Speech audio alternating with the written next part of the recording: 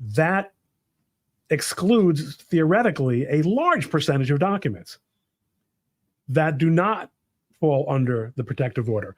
Now, what inevitably takes place in discovery is that companies, so what usually there are at least two levels of confidentiality.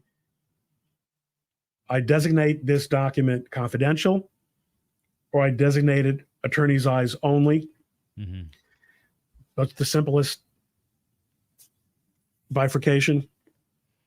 Confidential means it doesn't go outside of the litigation, at least until the time comes when it may have to. And even confidential documents, in theory, may be disclosed to, may be filed under seal.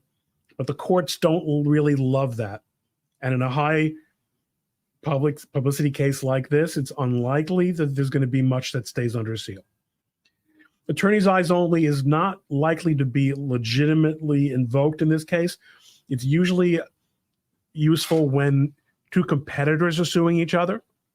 Mm-hmm. So, okay, we know you need to know who our customers are in order for you to defend against the case, but I'm not going to let your client, that bastard who's competing against me, know the name of all the customers.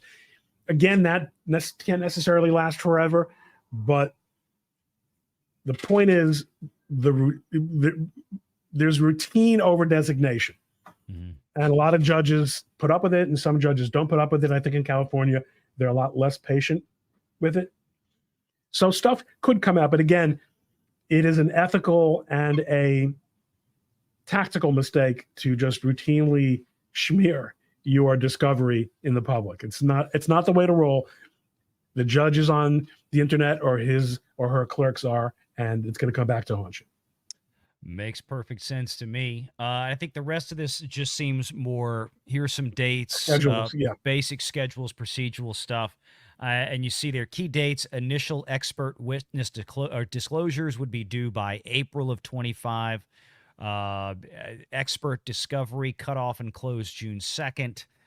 So, anybody they're going to bring in to pour over the contracts that they would have signed with Gina, or if they get them, I'm sure in Discovery they're going to want them, the contracts that Pedro would have signed for The Mandalorian, and maybe some other cast members to make comparisons to. Who knows?